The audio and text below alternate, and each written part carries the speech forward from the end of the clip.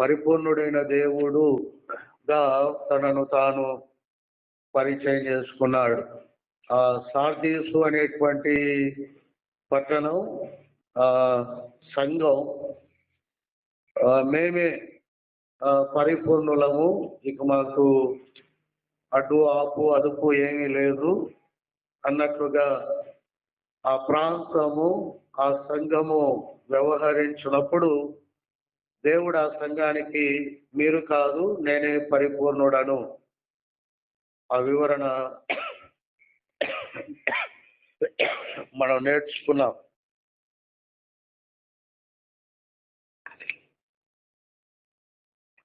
అలాగునే పోయిన వారము దేవుడు పరిపూర్ణమైన ప్రేమ గలవాడు అని చెప్పారు.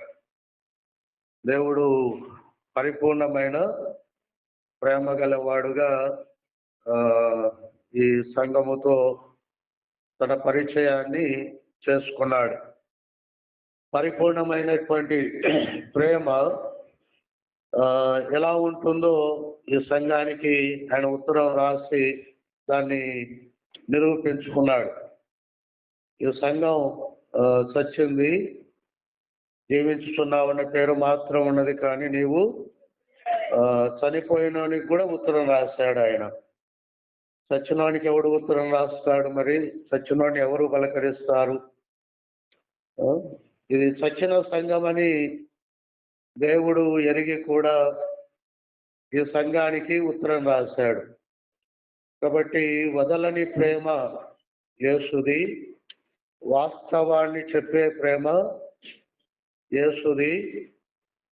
ఆ యొక్క పరిస్థితి, చావు సంబంధమైనటువంటి పరిస్థితిలో నుండి విడుదల మార్గం చూపే ప్రేమ కూడా ఆయనదే. విడుదల మార్గం చూపే ప్రేమ కూడా ఆయనదే. కాబట్టి ఆయన పరిపూర్ణమైనటువంటి ప్రేమ గలవాడు అన్న మాట పోయిన వారం నేను మీకు జ్ఞాపకం చేశాను. పరిపూర్ణమైన ప్రేమ వదలదు, చచ్చినా పలకరిస్తుంది. పరిపూర్ణమైనటువంటి ప్రేమ వాస్తవాన్ని చెబుతుంది, దాచిపెట్టదు. మసిపూసి మారేడు కాయ చేయదు. నువ్వు చచ్చావని చెప్పాడు, సూటిగానే మాట్లాడాడు. వాళ్ళు బాధపడతారే అని చావు కబురు చల్లగా చెప్పలేదు.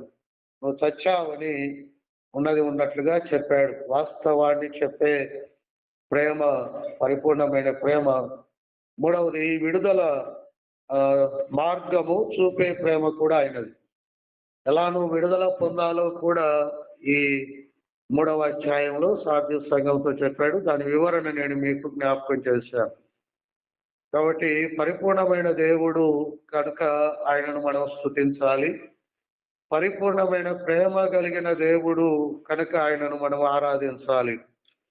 ఈ 3వ అధ్యాయంలో ఆయన ఎవరు అని అంటే మరొక ఆలోచన లేక తలంపు నేను మీకు జ్ఞాపకం చేస్తాను. 3వ అధ్యాయం, ప్రకటన గ్రంథం 3వ అధ్యాయము 3వ వచనం నాతో చెప్పండి. నీవు ఎలాగు ఉపదేశం పొందితివో, ఎలాగు వింటివో జ్ఞాపకము చేసుకొని. నీవు ఎలాగు ఉపదేశం పొందితివో, ఎలాగు వింటివో జ్ఞాపకము చేసుకొని. దేవుడు ఎవరు అని అంటే ఆయన తన సంఘానికి ఉపదేశం ఇచ్చేవాడు అనే మాట 3వ వచనంలో మనకు అర్థమవుతుంది. నీవు ఎలాగూ ఉపదేశం పొందితివో, నీవు ఎలాగూ ఉపదేశము పొందితివో. ఆయన ఉపదేశించాడు. సంఘం ఏం చేసింది అని అంటే 3వ వచనంలోనే ఉపదేశించిన వాడు ఆయన. సంఘం ఏం చేసిందంటే విన్నది. సంఘం ఎలాగు వింటివో అనే మాట. ఆయన ఉపదేశించేవాడు, సంఘము వినేది. కాబట్టి ఆయన ఉపదేశము ఇచ్చు దేవుడు, ఆయన ఉపదేశము ఇచ్చు దేవుడు. సంఘము ఆ ఉపదేశమును వినేది వినేది సంఘం వినేది. సరే, వినడంలో పద్ధతులు వేరువేరుగా ఉండొచ్చు. అయితే ఉపదేశము ఇచ్చే దేవునిని మనం ఆరాధన చేయాలి. దేవుడు చాలా మనకిచ్చాడు. దేవుడు లేకుండా మనం ఏది పొందుకోలేము. దేవుడు ఏమిచ్చాడు అని అంటే, నువ్వు నేను ఉన్నటువంటి సృష్టి అంతా ఆయనదే కదా. ఆయన చేయకపోతే ఈ సృష్టిలో మనం ఉండేవారము కానే కాదు. రెండవది, దేవుడు ఏమిచ్చాడు అంటే, నిన్ను నీకు ఆయన ఇచ్చినాడు. నువ్వు ఆయన సృష్టివి. నీవు నేను ఆయనచే రూపొందించబడిన వారము. మనము మన సొత్తు కాదు. కాబట్టి దేవుడు ఏమిచ్చాడు నాకు అంటే, నేను జీవిస్తున్నటువంటి సృష్టి అంతా ఆయన నాకు ఇచ్చింది. కాబట్టి ఆయన ఇచ్చిన భూమి కానీ, గాలి కానీ, నీరు కానీ, ఆకాశం కానీ, సూర్యచంద్ర నక్షత్రాదులు కానీ, ఇవన్నీ లేకపోతే అసలు నాకు మనుగడే లేదు. కనుక ఆయన నాకు అవసరమైనటువంటి వాటినెల్లా ఇచ్చిన వాడు. రెండవది, ఆయన నన్ను తయారు చేసి నాకు ఇచ్చిన వాడు. నన్ను నేను తయారు చేసుకోలేదు, నన్ను నేను ఉత్పత్తి చేసుకోలేదు. కానీ మనం ఎగిరి పడుతూ ఉంటాం. మనల్ని మనం తయారు చేసుకోలేకపోయినప్పటికీ మనము దేవుని కన్నా గొప్పవారమని ఫీల్ అయిపోతూ ఉంటాం.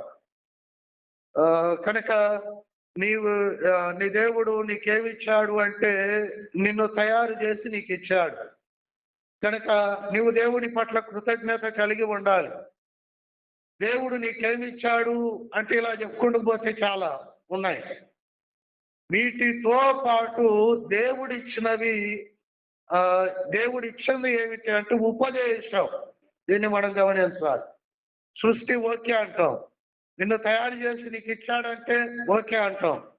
నీకు తెలివి, జ్ఞానము, ఈ సంబంధాలు, బాంధవ్యాలు, సామర్థ్యాలు ఇవన్నీ కూడా నీకు నీ యొక్క కుటుంబ పోషణ కొరకు దేవుడు ఇచ్చాడు అని అంటే ఓకే, అవన్నీ కూడా మనం అంగీకరిస్తాము. కానీ దేవుడు నీకు ఉపదేశం ఇచ్చాడు అన్నటువంటి ఆ పదము దగ్గరికి వచ్చేసరికి మనిషి దానిని అంగీకరించకుండా మూగబోతూ ఉన్నాడు. దేవుడు నాకు చెప్పడం ఏమిటి, నేనే దేవునికి చెప్పాలి. అందుకే మనిషి దేవుణ్ణి తయారు చేసుకున్నాడు. దేవునిచే తయారు చేయబడ్డవాడను అని అనుకున్నవాడు మాత్రమే దేవుడు నాకు ఉపదేశం ఇస్తాడు, ఆ ఉపదేశాన్ని నేను వినాలి అనే ఆలోచన ఉంటుంది.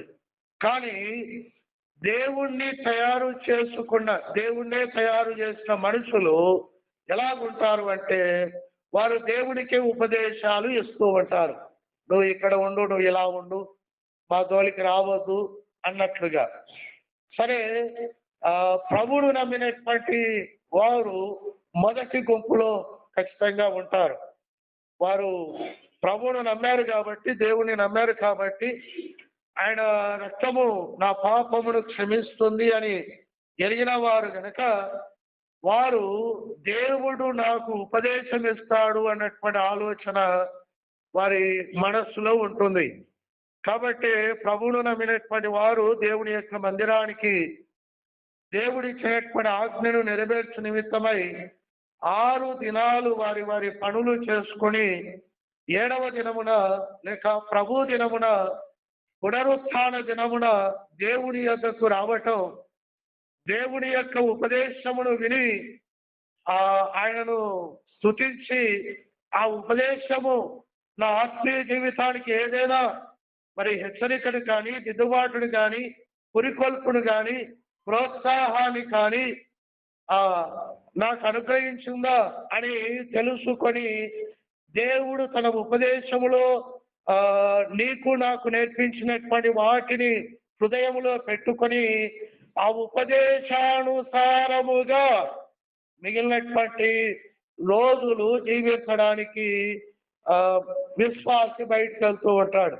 కానీ విచిత్రం ఏమిటంటే అన్ని ఉపదేశాలను వినిన సార్దీసు సంఘం, దేవుని ఉపదేశాలను వినిన సార్దీసు సంఘం చచ్చిన సంఘం అని దేవుడు చెప్తున్నాడు. దేవుడు ఎన్ని ఉపదేశాలు ఇచ్చాడు సార్దీసు సంఘానికి, కానీ ఈ ఉపదేశాలన్నీ వినిన తన సంఘమైన సార్దీసు సంఘాన్ని దేవుడు ఏమన్నాడు? నువ్వు చచ్చావు. నువ్వు చచ్చావు. సరే, ఆ స్టోరీ తర్వాత. దేవుణ్ణి మనం ఆరాధించడానికి ఈ తలంపు మనకు అవసరమై ఉన్నది.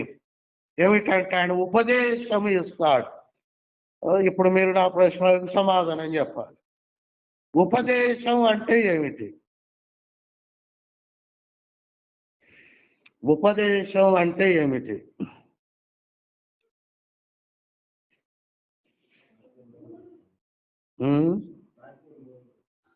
బోధ బోధ చేయడం. ఇంకా ఉపదేశం అంటే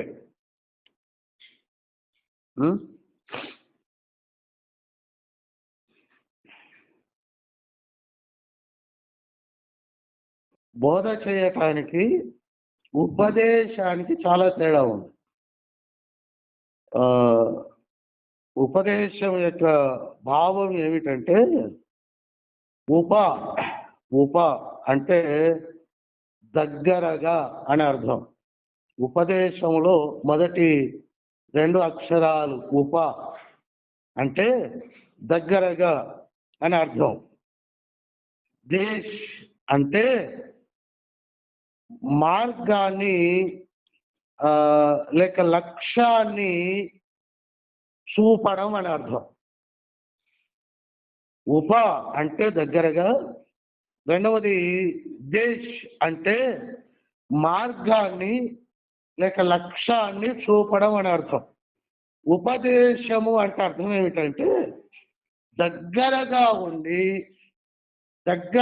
ఉండి నీకు నీ ఆత్మకు ప్రాముఖ్యంగా నీ ఆత్మకు యోగ్యమైన మేలైన సత్య సంబంధమైన మార్గాన్ని చూపడం అని అర్థం. బోధకు ఉపదేశానికి చాలా తేడా ఉంది. అందుకే దేవుడు అన్నాడు 3వ అధ్యాయం, ప్రకటన గ్రంథం 3వ అధ్యాయం 3వ వచనంలో నీవెలాగూ బోధను పొందితివు అని అనలా. బోధ అంటే నేనేదో చెప్పేస్తాను. బోధ యొక్క ఉద్దేశం ఏమిటంటే పాఠశాలలో బోధకులు బోధిస్తారు. అక్కడ ఏం జరుగుతుందంటే ఫలానా విషయానికి సంబంధించినటువంటి జ్ఞానాన్ని నీకు అందించేటువంటి ప్రక్రియ జరుగుతుంది. అక్కడ బోధలో ఒక టాపిక్ ను కూర్చిన జ్ఞానం నీకు అందించబడుతుంది. బోధ అంటే అది. ఉపదేశము అంటే అర్థం ఏమిటంటే నీకు దగ్గరగా ఉండి శాశ్వతమైనటువంటి నీ ఆత్మకు సత్యమైనటువంటి మార్గాన్ని చూపించే ప్రక్రియ ఉపదేశం. బోధ అంటే నీకు ఫలానా సబ్జెక్టు గురించి కొంత పట్టు ఇవ్వడానికి చేసేది బోధ. కానీ ఉపదేశం అలాగా నీ ఆత్మకు శాశ్వతమైన సత్యమైన మార్గాన్ని దగ్గరుండి చూపడం. బోధలో పర్సనల్ టచ్ ఉండదు. ఉపదేశములో ఉపదేశకుడు నిన్ను వ్యక్తిగతముగా గురి పెట్టుకొని నీకు ఆయన మార్గాన్ని ఆయన ఆలోచనలను నీకు చెబుతాడు. కాబట్టి ఉపదేశం అన్నది మోర్ పర్సనల్, అది చాలా వ్యక్తిగతమైనది, లోతైనది. నీ జీవితంలో ఆత్మ సంబంధమైనటువంటి మేలులను చేయగలిగింది అది. బోధ మీకు చెప్పేసి వెళ్ళిపోతాడు. కానీ ఉపదేశంలో దగ్గరుండి సత్యమైన శాశ్వతమైన మార్గమును నీకు నీ ఆత్మకు చూపించే ప్రక్రియ అది. కనుక సార్దీసు సంఘముతో దేవుడు చెప్తున్నటువంటి మాట ఏమిటంటే, నీవేలాగు ఉపదేశము పొందితివు. నేను కేవలం బోధ మాత్రమే నేను నీకు చేసిన వాడని కాదు. నేను ఎవరి అంటే ఉపదేశము చేశాను. నీకు దగ్గరగా ఉండి నీ ఆత్మకు శాశ్వతమైన సత్యమైనటువంటి మార్గాన్ని చూపించిన వాడను నేను. అంతా చేశాను కానీ నువ్వు చచ్చిపోయావు. అదే ఆయన బాధ. కాబట్టి దేవుడు ఎవరు అంటే, నీకు ఉపదేశము, నీకు దగ్గరగా ఉండి. ఈ శరీరము అశాశ్వతమైనది, ఆత్మ శాశ్వతమైనది. కాబట్టి ఆ శాశ్వతమైనటువంటి నిత్యమైనటువంటి ఆత్మకు దగ్గరగా ఉండి సత్యాన్ని, స్థిరమైనటువంటి మార్గాన్ని, నీ ఆత్మ యొక్క లక్ష్యాన్ని దగ్గరుండి నీకు చూపించే పని ఆయన చేశాడు. కాబట్టి నీవు ఆయనను ఏం చేయాలి? స్తుతించాలి. అందుకే 3వ అధ్యాయం, ప్రకటన గ్రంథం 3వ అధ్యాయము 20వ వచనము, ఇదిగో నేను తలుపు వద్ద నిలుచుండి తట్టుచున్నాను. ఎవడైనా నా స్వరం విని తలుపు తీసేలా నేను అతని యొద్దకు వచ్చి ఎట్లా ఉంది? ఆయన అతనిలోనికి, ఆయన ఆమెలోనికి వచ్చి, అది పర్సనల్, అది వ్యక్తిగతం. ఆయన ఎక్కడో ఉండి బోధిస్తాడు. ఆయన ఎక్కడుండి ఉపదేశిస్తాడు అంటే, ఎవడైనా నా స్వరం విని తలుపు తీసేలా నేను అతనిలోనికి. ఎక్కడ నీకు ఉపదేశం ఇస్తున్నాడు? నీలో, నీ హృదయములో ఉండి ఆయన నీకు ఉపదేశం. అదనమాట ఆయన నీకు నాకు చేస్తున్నటువంటి ఆత్మ సంబంధమైనటువంటి వేళ. ఆయన ఉపదేశకుడు. నీ పట్ల, నీ ఆత్మ పట్ల వ్యక్తిగతమైనటువంటి శ్రద్ధ, బాధ్యత గలవాడు ఆయన. ఆయన కేవలం మ్యాజిక్లు చేసేవాడు కాదు. నీవు నేను మొదటి వారమైనా, నీవు నేను అక్షర జ్ఞానం లేని వారమైనా, చదవరాదు రాయరాని వారమైనా, ఈ లోకములో గుర్తింపు లేని వారమైనా, నీవు ఆయన దృష్టికి విలువైన వాడవు గనక, విలువైన ఆత్మ దేవుడు నీలో ఉంచాడు గనక, ఆ విలువైనటువంటి నిన్ను విలువైన సత్యములోనికి, నిత్యత్వములోనికి దగ్గర నుండి ఉపదేశించి నడిపించేటువంటి వాడు ఆయన. అయ్యో నన్నెవడు పట్టేసుకుంటాడండి, అది చదవరాదు రాయరాదు, కూర్చున్నా నవ్వుతారు, నేను మాట్లాడినా నవ్వుతారు.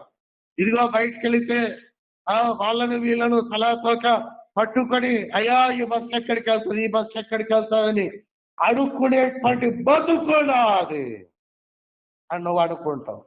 కాదు కాదు కాదు, నీ దేవుని దృష్టిలో నీవు విలువైన వాడవు గనక ఆయన ఏం చేస్తాడట? ఉపదేశము. చూడండి 3వ అధ్యాయము 3వ వచనం, ప్రకటన గ్రంథం 3వ అధ్యాయము 3వ వచనం ఏమనుంది? మీరు ఏలాగు కాదు, మీరు అనే గంపగుత్త మాటలు కాదు. గంపగుత్త మేము, మా చర్చ్ ఓకే, మనము మన చర్చ్ కరెక్ట్. అసలు నువ్వేంది? గంపగుత్త మాటలు కాదు అక్కడ మాట్లాడింది. నీవు పర్సనల్ గా, నేను వ్యక్తిగతముగా నేను నీకు ఉపదేశం ఇచ్చాను. నీ మీద నాకు అంత శ్రద్ధ, నువ్వంటే నాకు అంత ఇష్టం. నీ చుట్టూ బాగలేకపోవచ్చు, కానీ నీ చుట్టూని చేసింది నేనేగా. నీ రంగు నీకే నచ్చకపోవచ్చు, కానీ నీవు అలాగన ఆ రంగులో ఉండడం చేసింది నేనేగా. కాబట్టి నీ జుట్టు నాకు నచ్చింది, నీ రంగు నాకు నచ్చింది, నీ ఆకారం నాకు నచ్చింది, నిన్ను చేసిన ఆ చేతులు నావి, నిన్ను చూచిన కన్నులు నావి, నీలో ఉన్న ఆత్మ నాది. కాబట్టి అంతా నాదైనా నీలో నేను ఉండి నీకు ఉపదేశము ఇచ్చినవాడు. కాబట్టి మరి మనం దేవుణ్ణి స్తుతించాలి. ఆయన ఎవరు అంటే ఆయన అఫ్కోర్స్ ఆయన బోధకుడు, కానీ ఆయన ఎవరు అంటే ఆయన ఉపదేశకుడు. ఆయన టెంపరరీ అనగా తాత్కాలికమైనటువంటి వాటి మీద వాటి జ్ఞానాన్ని వాటి గురిని నీకు కల్పించేవాడు కాదు. కానీ ఆయన ఎవరు అంటే నీకు దగ్గరగా ఉండి సత్యాన్ని, నిత్యమైనటువంటి జీవితానికి అవసరమైనటువంటి లక్ష్యాన్ని నీకు దగ్గరుండి చూపించి నేర్పించేవాడు. అదనమాట ఉపదేశం అంటే అర్థం. కాబట్టి బోధ జ్ఞానాన్ని ఇస్తుంది ఒక సబ్జెక్ట్ గురించి. ఇదిగో యేసు ప్రభు జనన మరణ పునరుత్థానాలు దాని గురించి బోధ చేసినప్పుడు అది జ్ఞానాన్ని ఇస్తుంది. అందుకే ఈరోజు సంఘంలో చాలా మంది జ్ఞానులు ఉన్నారు. ఏమిటి వాళ్ళ జ్ఞానం అంటే ఆది కాండం నుండి ప్రకటన గ్రంథం వరకు వారికి తెలుసు. యోసేపు కథ చెప్పమంటే చెప్తారు, ఆదాము కథ చెప్పమంటే చెప్తారు, నోవహు కథ చెప్పమంటే చెప్తారు, దానియేలు కథ చెప్పమంటే చెప్తారు. కానీ వీరికి నిత్యత్వము మీద పట్టు లేదు. వీళ్ళు బోధలు విన్నారు కానీ దేవుడి యొక్క ఉపదేశములకు వీరు చాలా దూరంగా ఉన్నారు, సార్దీసు సంఘం లాగా. కాబట్టి ఆయన వాపోతూ ఉన్నాడు, నీవేలాగూ ఉపదేశం పొందితివో, ఎలాగూ వింటివో జ్ఞాపకము.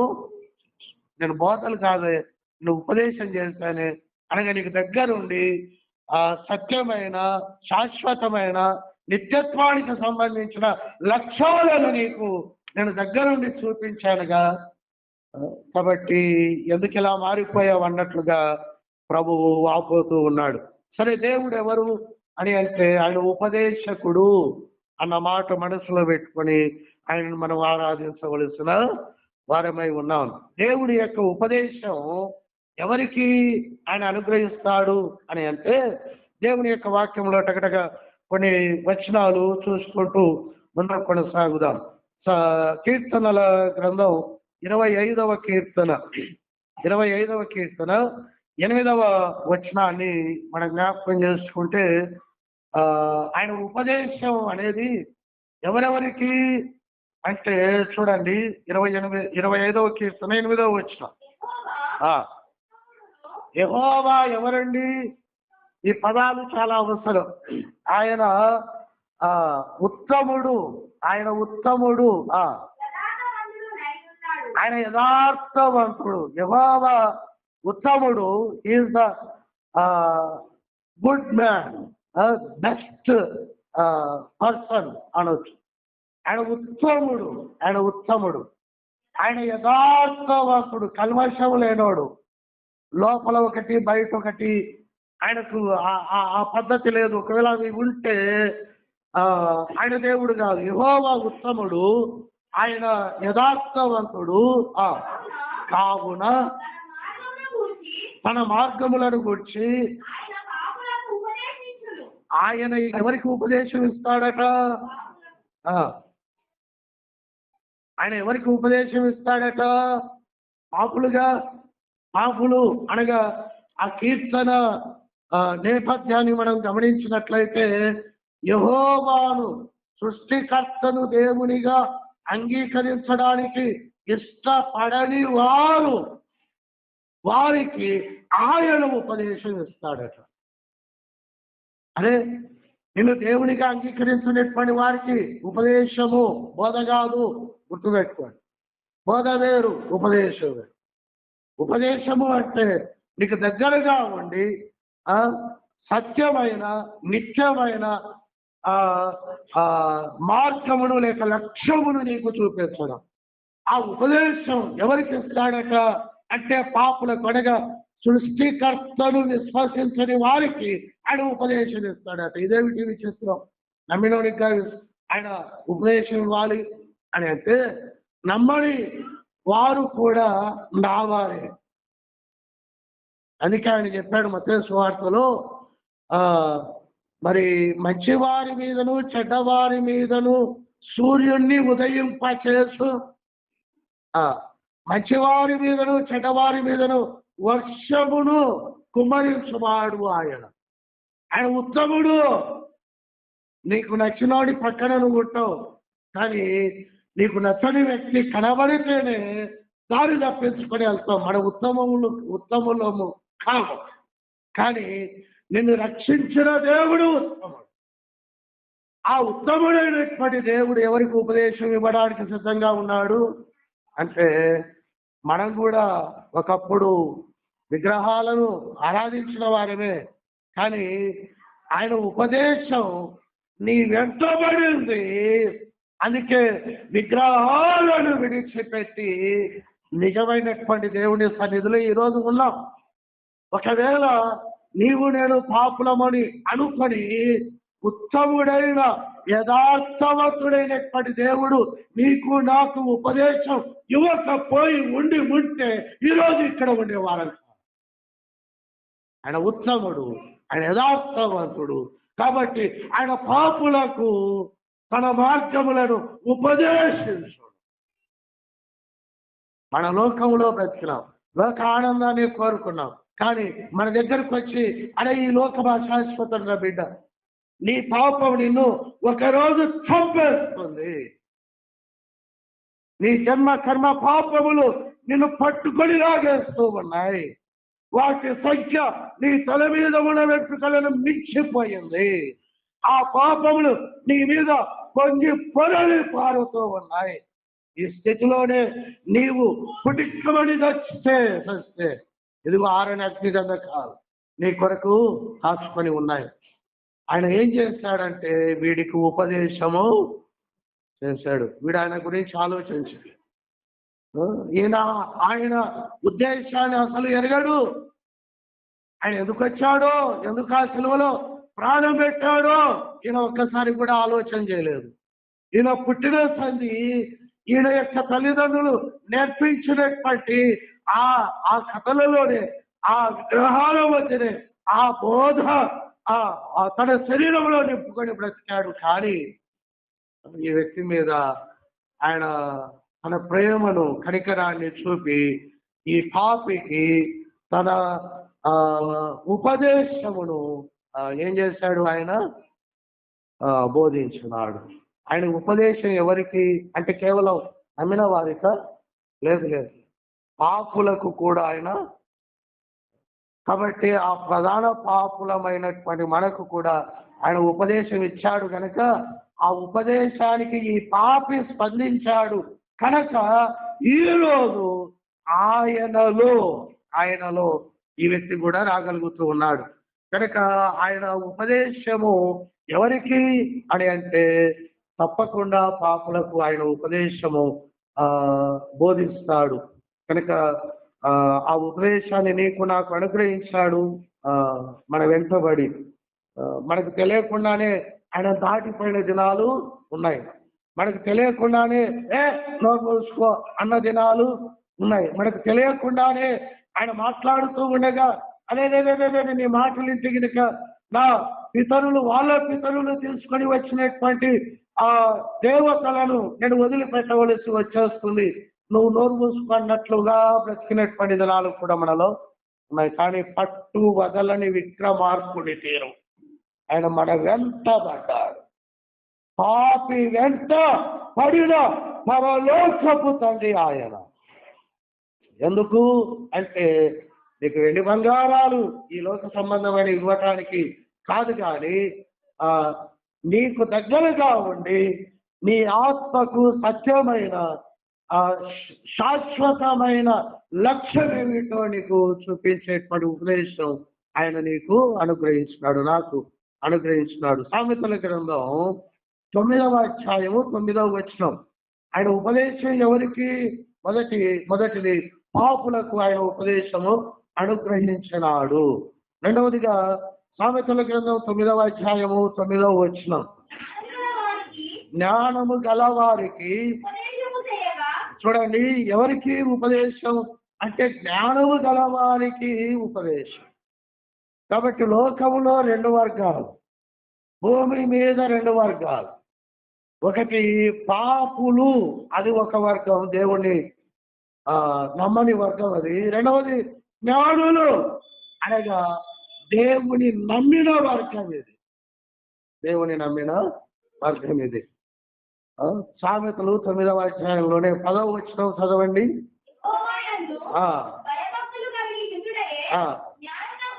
కాబట్టి జ్ఞానం అంటే ఏమిటి? జ్ఞానులకు ఉపదేశం అంటే యెహోవా యందు భయభక్తులు కలిగి ఉన్న వారికి ఉపదేశం, అనగా సృష్టికర్తను నమ్మిన వారికి ఉపదేశం. అయ్యో, నేను సత్యము తెలుసుకోక సగము జీవితం లోకంలోనే కలిపేశాడు, గంగలు కలిసిపోయాడు. సత్యాన్ని పక్కన పెట్టాడు, బొమ్మను మొక్కాను, రాళ్ళను మొక్కాను, సాతానుతో సహవాసము చేశానే అని నేను పాపిగా ఉన్నప్పుడు ఆయన నాకు ఉపదేశం ఇవ్వగా అర్థము చేసుకుని అంగీకరించి దేవుని జ్ఞానములోనికి, అనగా యెహోవా యందు భయభక్తులు కలిగినటువంటి సహవాసములోనికి చేర్చబడిన తర్వాత కూడా ఆయన నాకు ఉపదేశము ఇస్తుంది. విషయం ఏమిటంటే, దేవుని నమ్మనప్పుడు ఆయన ఉపదేశానికి మనం విలువ ఇవ్వాల. కింద మీద పడి తెలుసుకున్న దేవుని కృప.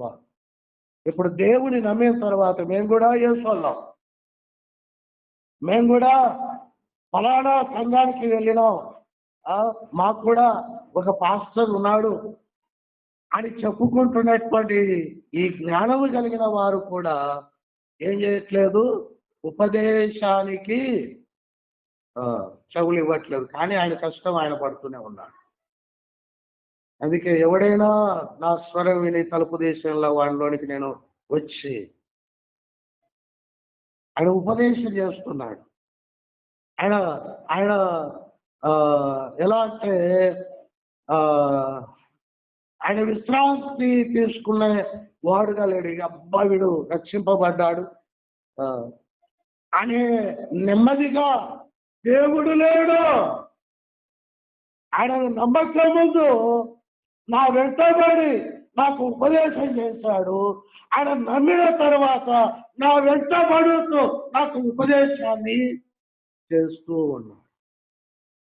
ఆయన ఉపదేశము నాకు అందించడానికి ఆయన రెస్ట్లెస్గా, అనగా విశ్రాంతి లేకుండా ఆయన ప్రయత్నము చేస్తున్నాడు. ఎందుకంటే నిన్ను ఆయన ప్రేమించాడు. నీ యొక్క లక్ష్యాన్ని దగ్గరుండి నీకు చూపించి నిన్ను ఆ గొప్ప లక్ష్యము కలిగిన స్థితిలోనికి తీసుకొని వెళ్ళడానికి. కాబట్టి ఆయన ఎవరు అని అంటే ఉపదేశము ఇచ్చే దేవుడు. ఎవరికి ఆయన ఉపదేశం అంటే దేవుని యందు విశ్వాసముంచని పాపులకు ఆయన ఉపదేశం ఉన్నది. రెండవది, ఆ దేవుని విశ్వాసముంచిన పరిశుద్ధులకు కూడా ఆయన ఉపదేశము అనుగ్రహిస్తున్నాడు. ఈ ఉపదేశం వల్ల లాభాలు ఏమిటో ఒక 2-3 నేను మీకు జ్ఞాపకం చేసి ఆరాధనలోనికి వెళ్ళిపోతాను. పాపులకు, రెండవది పరిశుద్ధులకు ఆయన ఉపదేశం ఇస్తాడు. కాబట్టి ఆయన రికము లేడు. ఒక మాటలో చెప్పాలంటే భూమి మీద పుట్టిన ప్రతి మనిషికి ఆయన ఉపదేశము ఇస్తున్నాడు. అందుకే మరి ప్రసంగి గ్రంథంలో అన్నాడు, బాల్య దినముల యందు నీ సృష్టికర్తను. కాబట్టి ఎప్పటి నుండి మనం వెంటబడ్డాడట ఆయన అంటే చిన్నప్పటి నుండి నీ వెంటబడ్డాడు. నేను నా తల్లి గర్భంలో ఉండగానే, లేక నా తల్లి యొద్ద స్తన్యపానము చేయుచుండగా నాకు నమ్మకము పుట్టించింది నీవే అన్నాడు దావీదు 22వ కీర్తనలో. ఎప్పటి నుండి వెంటబడ్డాడు నీ వెంట, నా వెంట అంటే నీవు భూమి మీద నేను నా తల్లి గర్భంలో రూపింపబడకమునిపై నీ కన్నులు నన్ను ఎప్పటి నుండి ఆయన నీ మీద దృష్టి నిలిపాడు. అంటే నువ్వు పిండముగా ప్రారంభం కాకముందే చూడండి, ఆయన మన వెంట ఎలా పడుతూ ఉన్నారు. ఎందుకు అని అంటే ఇది కారణం. కనుక ఆయన ఉపదేశము మనకు అందింది. అందును బట్టి దేవుని స్తుతించాలి. ఆ ఉపదేశము ద్వారా మనకు కలిగేటువంటి మేలులు ఏమిటంటే కొన్ని చెప్పి ఆరాధనలోనికి వెళ్ళిపోతాం. 119వ కీర్తన 93వ వచనం. 119వ కీర్తన 93వ వచనం. ఆ మాట, నీ ఉపదేశము వలన మనకు కలిగేటువంటి మేలేమిటి? ఆయన ఉపదేశం వల్ల మనకు కలిగేటువంటి మేలేమిటి అంటే, కీర్తనాకారుడు ఇచ్చినటువంటి సాక్ష్యం ఏమిటంటే చెప్పండి, నీ ఉపదేశము వలన నీవు నన్ను ఏం చేశాడట? ఆయన ఉపదేశము లేకపోతే నువ్వు వస్తావు. ఆయన ఉపదేశము లేకపోతే నేను చచ్చిన వాడను. కనుక ఆ ఉపదేశం వలన మనకు కలిగినటువంటి మేలేమిటి, దీవెనేమిటి, ఆశీర్వాదం ఏమిటి అనగా, నీ ఉపదేశము వలన నీవు నన్ను బ్రతికించితివి. నన్ను బ్రతికించినావు. అంటే సచ్చినోడికి ఎవడన్నా వాక్యం చెప్తాడా? శవానికి వాక్యం చెప్తారా? శవానికి ఎవరైనా బ్రతికించితివి అంటే చచ్చి ఉన్నాననే కదా అర్థం. శవానికి ఎవరైనా వాక్యం చెప్తారా అంటే అలా కాదు. ఆత్మీయంగా ఎఫెసీయులకు రాసిన పత్రిక 2వ అధ్యాయం 1వ వచనం ప్రకారం, మీరు మీ పాపముల చేత అపరాధముల చేత చచ్చిన వారై ఉండగా, కాబట్టి నీ ఉపదేశము చేత నీవు నన్ను బ్రతికించుతివి అంటే అదేమిటంటే, నేను నా పాపాన్ని బట్టి, నా జన్మ కర్మ పాపమును బట్టి నేను మరణించిన స్థితిలో ఉండగా అని అర్థం. నేను నా జన్మ కర్మ పాపములను బట్టి చచ్చిన స్థితిలో ఉండగా అని అర్థం. కాబట్టి నీ ఉపదేశము నన్ను ఏమి చేసింది అని అంటే, నన్ను బ్రతికించింది. ఆయన ఉపదేశం నిన్నేం చేసింది? నువ్వు చచ్చిన వ్యక్తిగానే నీ జీవితాన్ని కొనసాగించి ఉంటే, ధనవంతుడు ఎక్కడున్నాడు అంటే ఆరని అగ్నిలో నీటి బొట్టు కొరకు కేకలేస్తూ ఉన్నాడు. నీటి చుక్క కొరకు ఆయన కేకలేస్తూ ఉన్నాడు. కాబట్టి చచ్చిన స్థితి, నా పాపముల చేత, నా అపరాధముల చేత నేను చచ్చి ఉండగా నీ ఉపదేశము నన్ను. చాలా మంది ఉపదేశం చేస్తారు, కానీ ఆ ఉపదేశకుల ఉపదేశము మనల్ని బ్రతికించదు. జాగ్రత్తగా గమనించాలి. ఆయన ఉపదేశమే నన్ను బ్రతికించదు. మరొకరి ఉపదేశము నన్ను బ్రతికించదు.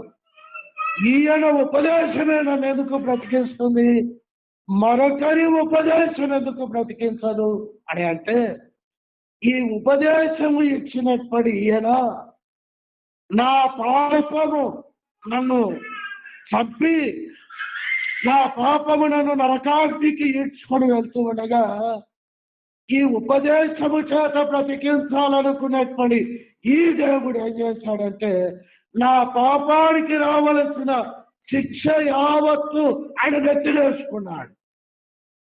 వేరేవాడు ఉపదేశం నన్ను పక్షించి, ఈయన ఉపదేశం ఎందుకు అని అంటే, నేను చచ్చాను అని నాకు ఉపదేశం చేయాలనుకునేప్పటి దేవుడికి తెలుసు. కాబట్టి నాకు ఉపదేశం చేయాలనుకునేటువంటి దేవుడు గుర్తించిన విషయం ఏమిటంటే నేను చచ్చాను. మరి వీడిని బ్రతికించాలంటే ఏం చేయాలి?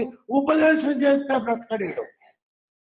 ఈయన యొక్క చావుకు కారణమైన పాప శిక్ష మొదట నేను నెత్తినేసుకోవాలి. అర్థమవుతుందా? కాబట్టి ఊరికే నేను చచ్చానని తెలుసుకొని ఆయన పరలోకం నుండి దిగొచ్చి ఇదిగో పరలోకం ఇలాగున్నది, నువ్వు అక్కడికి వెళ్ళాలంటే నా మాట విను అని చెబితే నేను బ్రతకాల. ఆ ఉపదేశము నాకు ఇవ్వడానికి ముందు ఈయన ఏం చేశాడు అంటే, నా పాప శిక్ష యావత్తు ఆయన తన భుజాన వేసుకున్నాడు. ఆయన తన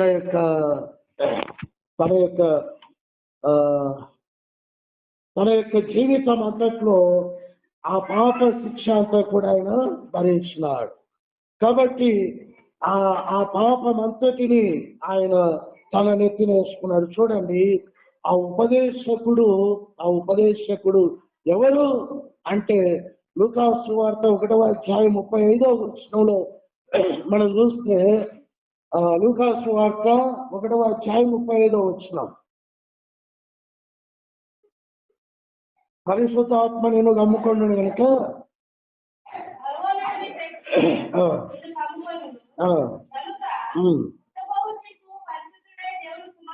ఆ ఉపదేశం ఇచ్చే వ్యక్తి ఎవరు? పరిశుద్ధుడు అంటే పాపం లేనివాడు. ఆ ఉపదేశం ఇచ్చేప్పుడు ఆ దేవుడు పాపము లేకుండా జన్మించిన వాడు అని అర్థం. పేతురు రాసినటువంటి మొదటి పత్రిక 2వ అధ్యాయము 22వ వచనం చూడండి. పేతురు రాసిన మొదటి పత్రిక 2వ అధ్యాయము 22వ వచనం. ఆయన పాపము లేనివాడు మొదటిది, రెండవది పాపము చేయనివాడు. ఆయన పాపము చేయలేదు, ఆయన పాపము చేయలేదు. పాపము లేనివాడు, పాపము చేయనివాడు. మరొక మాట యోహాను రాసిన మొదటి పత్రిక 3వ అధ్యాయము 5వ వచనం.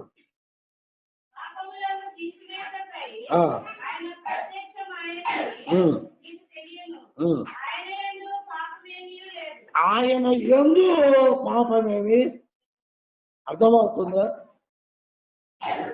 ఆయన జన్మలో పాపము లేదు. మరి జన్మించిన తర్వాత ఆయన జీవితం కొనసాగుతూ ఉండగా ఆయన యందు పాపము కనపడలేదు. తర్వాత యోహాను మొదటి పత్రిక 3వ అధ్యాయము 5వ వచనంలో ఆయన పాపము లేని వాడు. చూడండి, కొరింథీయులకు రాసిన మొదటి పత్రిక 5వ అధ్యాయం 21వ వచనం. కొరింథీయులకు రాసిన మొదటి పత్రిక 5వ అధ్యాయము 21వ వచనం. లేదా 2వ కొరింథీ 5వ అధ్యాయం 21వ వచనం. 2వ కొరింథీ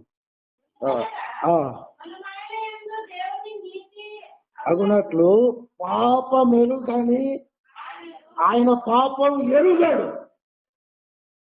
అర్థమవుతుందా? పాపము లేదు. రెండవది పాపము ఎరుగని వాడు, పాపము లేని వాడు, పాపమెరుగని వాడు, పాపము చేయని. అర్థమవుతుందా?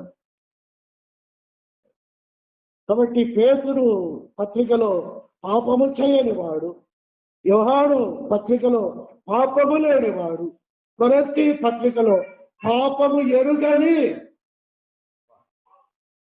కనుక ఆయన ఉపదేశము నన్ను బ్రతికించాలి అంటే నా పాపానికి రావలసిన శిక్ష యావత్తు పాపము లేనివాడు, పాపము ఎరుగనివాడు, పాపము చేయనివాడు శిక్ష అనుభవించినాడు. అదే ఈ 40 రోజులు శ్రమల దినాలని అన్ని సంఘాలు పాటిస్తూ ఉన్నాయి. 40 రోజులు శ్రమల దినాలు అని. శ్రమపరచబడ్డాడు. ఆయన నా పాప శిక్ష అంతటిని తన భుజాన వేసుకొని ఆ శిక్ష అంతటిని భరించి ఆకాశానికి భూమికి మధ్య 3 మేకుల మీద ఆయన వేలాడదీయబడి రక్తపు ముద్దగా మారి తల మొదలుకొని పాదం వరకు స్వస్థత లేకుండా పచ్చి గాయములలాగా ఉన్నటువంటి ఈ పాప కప్పంతటిని కడగడానికి ఆయన తల మొదలుకొని పాదము వరకు పరిశుద్ధమైన రక్తాన్ని కార్చి చనిపోయి 3వ దినాల మృత్యుంజయుడుగా తిరిగి లేచిన వాడు నీకు ఉపదేశకుడు. అప్పుడు బ్రతుకుతావు. నేను నీ దేవుణ్ణిరా, నువ్వు పాపంలో వచ్చినావు, ఇదిగో నా మాట విని బ్రతుకు అంటే బ్రతకవు.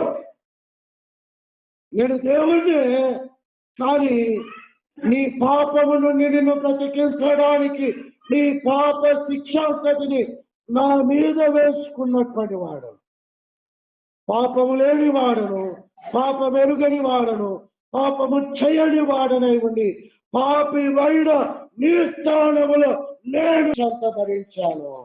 ఇదిగో నీ పాప శిక్షంతో మోసిన వాడనైనా నీకు ఉపదేశం చేస్తున్నాను. ఈ ఉపదేశానుసారముగా నీవు నా యొద్దకు వచ్చి, దేవా నేను పాపిని, నీ రక్తముతో కడుగు అని అంటే నువ్వేమైపోతావు? బ్రతుకుతావు. నువ్వేమైపోతావు? ఇంకెవడు చెప్పలేడు. ఈ ఉపదేశం భూమి మీద దేవుళ్ళు అని చెప్పుకుంటున్న ఏ ఒక్కడు చేయలేడు, యేసు తప్ప ఇంకెవడు చేయలేడు ఉపదేశం. మరొక ఉపదేశాలు వారు చేయవచ్చునేమో, కానీ పాపము నుండి బ్రతికించే ఉపదేశం ఈ యేసు ఒక్కడే చేయాల్సి వచ్చింది. కాబట్టి ఆయన ఎవరు అంటే సాధ్య సంఘముతో అన్నాడు, నీవేలాగూ ఉపదేశము. ఆయన ఎవరు అంటే ఉపదేశించువాడు. ఏమి ఆ ఉపదేశం అంటే నన్ను పాపము నుండి బ్రతికించే ఉపదేశం ఆయన నాకు చేశాడు. ఇంకెవరు చేయడా అంటే ఎవరు చేయడానికి వాడికి హక్కు అధికారం లేదు. కారణం వారు పాపులమైన మన కొరకు ఏ పని చేయలేరు వారు. కానీ యేసు ఒక్కడే ఆ పాపిని పరిశుద్ధునిగా బ్రతికించడానికి యోగ్యమైన పని చేశాడు కనుక ఆయన నాకు ఉపదేశం చేసి నన్ను బ్రతికించాడు. కనుక 119వ కీర్తన 93వ వచనములో ఏం రాయబడి ఉంది? నీ ఉపదేశం వలన కాబట్టి ఆయనే బ్రతికించగలడు. పాపముల చేత అపరాధముల చేత చచ్చిన నాకు ఆయన ఉపదేశం చేసి నన్ను బ్రతికించినాడు. నాకు ఆయన జీవాన్ని అనుగ్రహించాడు. కాబట్టి ఆ ఉపదేశం నన్ను బ్రతికించింది. సమరయ స్త్రీని బ్రతికించిన ఉపదేశం,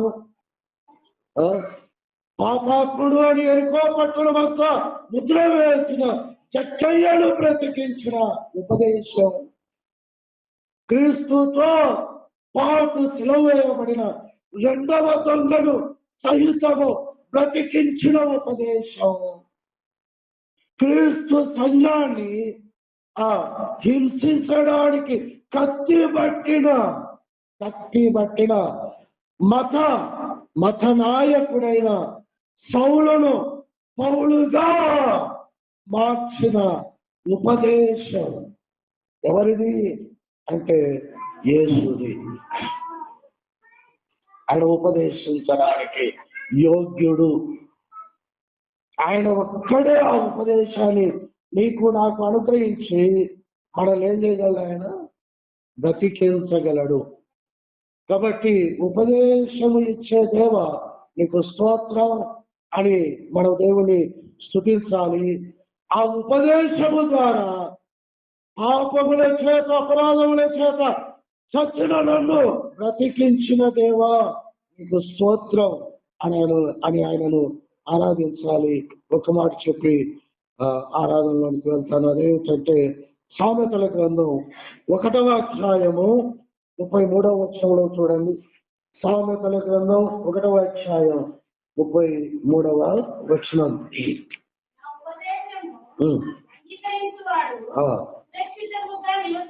ఒకటి, ఆ ఉపదేశం ఏం చేస్తుందంటే బతికిస్తుంది.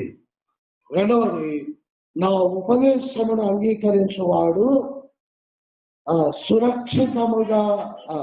సురక్షితముగా ఉండి నివసించును. ఒకటి బ్రతికించును, సురక్షితముగా నివసించును అంటే అర్థమేమిటి? భద్రంగా ఉంటాడు అని అర్థం. సురక్షితముగా, భయం లేకుండా భద్రంగా. దేవుని ఉపదేశం బ్రతికిస్తుంది, ఇది మొదటిది. రెండవది, దేవుని ఉపదేశం నీకు భద్రతని ఇస్తుంది. ఇట్ గివ్స్ సెక్యూరిటీ, భద్రత. యేసును నమ్మిన వారికి భద్రత. ఇక ఎవరి దగ్గరికన్నా వెళ్ళి అడగండి, ఏమయ్యా నువ్వు ఉపవాసాలు చేస్తున్నావు, నీవు గంగమునికలు మునుకుతూ ఉన్నావు, నీవు తపస్సు చేస్తూ ఉన్నావు, నీవు నాకన్నా ఎక్కువగా నీతి క్రియలను చేయగలుగుతూ ఉన్నావు, కష్టం ఎక్కడికి వెళ్తావు? నీ కులం నీకు భద్రతనిచ్చిందా అని అడిగితే అంటాడు, తకిడో దిక్కిడో అంట. ఏమట? గాలిలో కలిసిపోతుంది మట్టి, ఎవడు చూసి వచ్చింది అంటాడు. కానీ యెహోవా ఉపదేశము ఏం చేస్తుందట? బ్రతికిస్తుంది. సామెత 1:33లో చదవండి మరలా. ఏమి ఇస్తుందంటే భద్రత, సురక్షితంగా.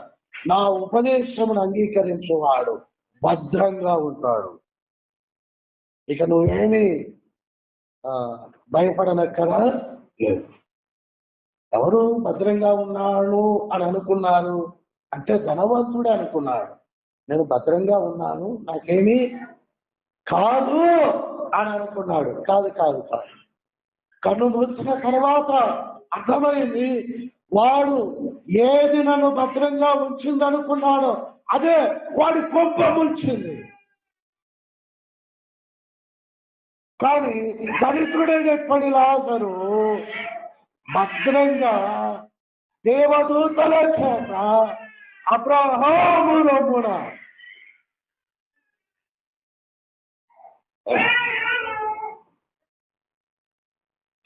దేవదూతల చేత అబ్రహాములో కూడా ఎక్కడున్నాడు? భద్రంగా ఉన్నాడు. వాడికి యాతన లేదు, వాడి ఆత్మకు దుఃఖము వేదన.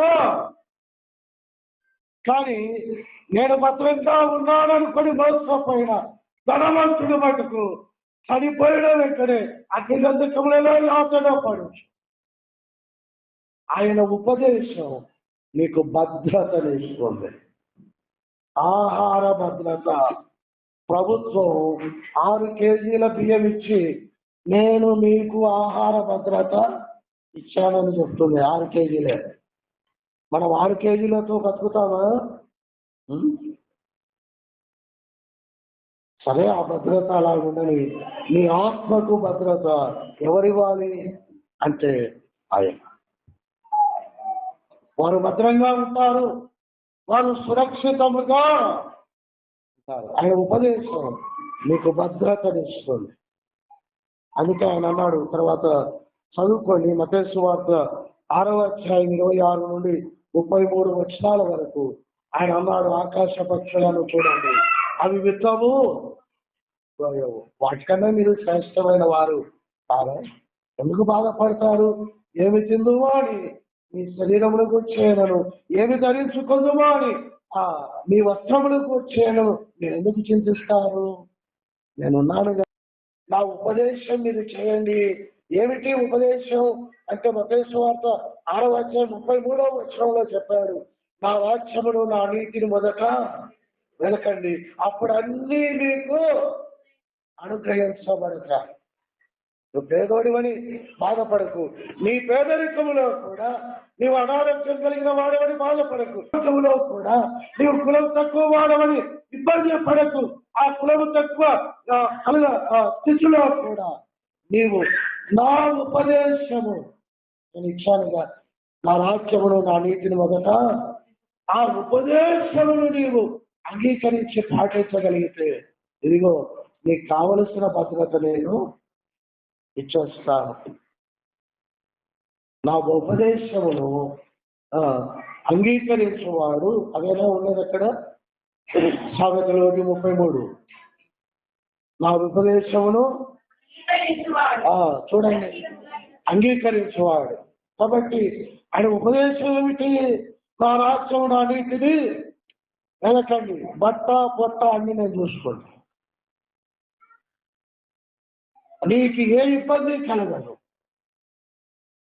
మత్తయి సువార్త 7:24 ఈ నా మాట విని వాటి చొప్పున ఆ బండ మీద తన ఇంటిని కట్టుకొనినా వాన రావచ్చు, వరద రావచ్చు, గాలి వచ్చి ఆ ఇంటిని కొట్టవచ్చు కాక అది బండ మీద కట్టబడింది, అది భద్రత కలిగిన ఇల్లు, అది పడిపోదు. మిగిలిన వాడు కూడా ఇల్లుని కట్టాడు, కానీ వాడు ఇసుక మీద కట్టాడు. ఇసుక మీద వాడు ఇల్లు కట్టాడు. వాడి భక్తి వేరు.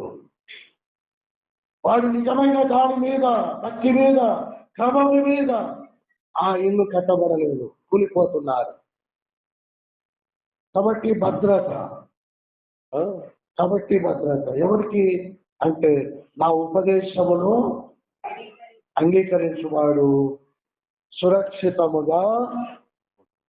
కాబట్టి దేవుడు ఎవరు అంటే ఉపదేశం ఇచ్చేవాడు, బోధించువాడు వాస్తవమే, కానీ ఆయన ఉపదేశం ఇస్తాడు. దగ్గరగా ఉండి పర్సనల్ గా, వ్యక్తిగతంగా నీతో మాట్లాడుతాడు.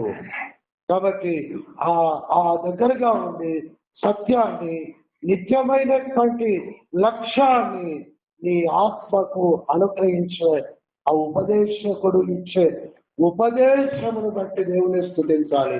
ఆ ఉపదేశము ద్వారా నిన్ను బ్రతికించాడు, అందును బట్టి దేవునికి స్తోత్రం అనాలి. ఆ ఉపదేశము ద్వారా నీకు భద్రత. నువ్వు ఎప్పుడైనా, ఎక్కడైనా, ఎలాగైనా కావచ్చు, కానీ ఆయన ఉపదేశమును అంగీకరించావు గనక నీకు భద్రత. కాబట్టి ఉపదేశం ఇచ్చిన ద్వారా, ఉపదేశం ఇచ్చే దేవానికి స్తోత్రం. ఆ ఉపదేశమును బట్టి బ్రతికించిన దేవానికి స్తోత్రం. ఆ ఉపదేశమును అంగీకరించడం ద్వారా నా జీవితానికి భద్రతనిచ్చిన దేవా నీకు స్తోత్రమని ఆ దేవుని మనం స్తుతించి ఆరాధన చూద్దాం. తల్లి వచ్చండి, ఒకరి తర్వాత ఒకరు ప్రభువుని ఆరాధించి పరస్పరానికి ప్రయత్నం స్వతలు వచ్చి ఒకరి తర్వాత ఒకరు ప్రభువుని ఆరాధించి నాకు ఉపదేశకుడుగా ఉన్న దేవానికి స్తోత్రము. ఆ ఉపదేశము ద్వారా నన్ను బ్రతికించిన వాడ, నాకు భద్రతనిచ్చిన దేవా నీకు స్తోత్రమని మనస్ఫూర్తిగా.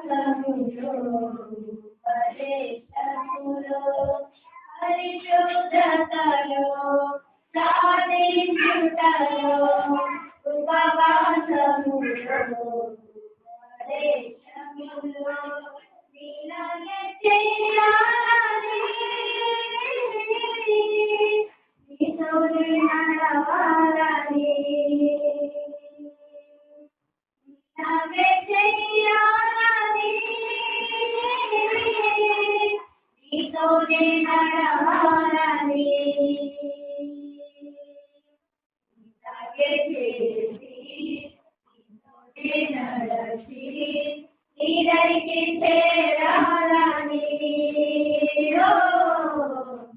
ఇలాగే చేసి ఇతోనే నడచి నీడకి చేరాలని